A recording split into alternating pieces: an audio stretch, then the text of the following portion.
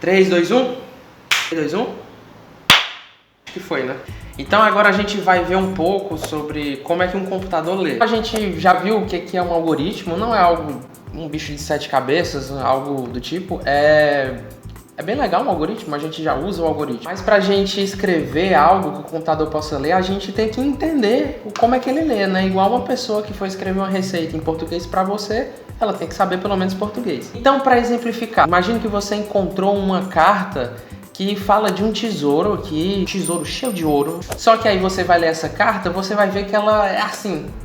Ela foi escrita em runas nórdicas, ninguém mais fala isso. O que é que acontece? Quando você recebe uma carta dessa, de um tesouro, você faz de tudo para encontrar o tesouro, né? Só que como você não fala essas runas nórdicas, fica difícil você entender. Então você precisa pedir para uma pessoa que entenda essa língua, para ela meio que compile todas essas informações que estão nessa carta, traduza para você em uma forma que você consiga ler. Um computador, ele é similar. Se você escrever uma carta em português, qualquer língua mesmo, natural que a gente fala, o ser humano fala, e jogar para ele ler, ele vai estar lendo como se fossem essas cartas de runa. Ele não vai entender o que ele tem que fazer. Então o que ele tem que fazer? Ele tem que achar alguém que entenda a linguagem de ser humano, uma linguagem que a gente chama de linguagem natural, que a gente fala, e traduza para o que ele consiga ler. E o computador, ele lê assim, ele lê zeros e uns. Você já deve ter visto isso em algum canto, algum vídeo Matrix, zeros e uns, chovendo zeros e uns. Você deve ter visto isso.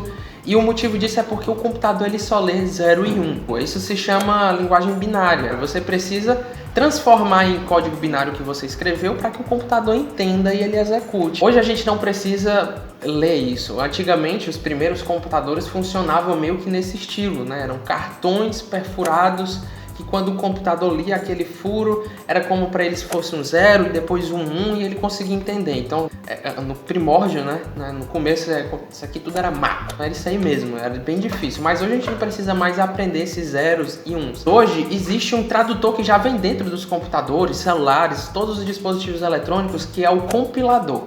O que o compilador faz? Ele pega justamente o seu código, o que você escreveu na sua língua mesmo, natural, e ele transforma em zeros e uns e ele consegue executar o que você precisa. Então é isso que um computador faz por trás. Ele transforma tudo em 0 e 1. E quando ele vai transmitir informações para outros computadores, como por exemplo, você vai enviar uma foto para alguém no WhatsApp.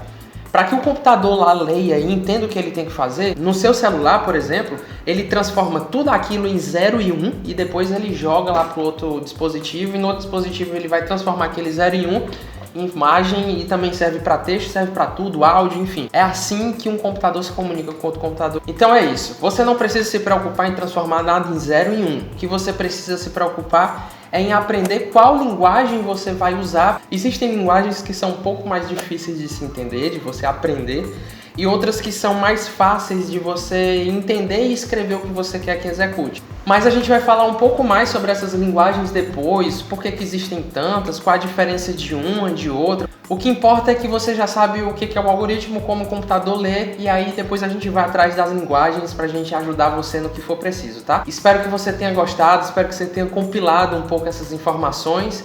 Clica aqui no joinha, no like, se inscreve se você não for inscrito e qualquer dúvida ou sugestão, o comentário está aqui à disposição de todos. Valeu, Zezinho!